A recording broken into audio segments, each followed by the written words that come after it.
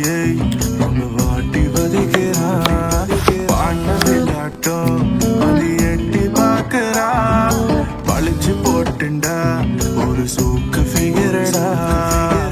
ஹரியே வயசுல அளவா சைஸ்ல அண்ணன் நடந்து வரா கடல மண்ணுல. நலமுன ரோட்டுல நடு ஒரு தினசுல சத்தம் போட்டு சிக்னல் தரா வெளி கொலுசுல.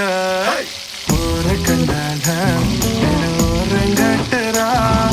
ஜாட காட்டியை ஒரு வாட்டி வதைக்கிறா.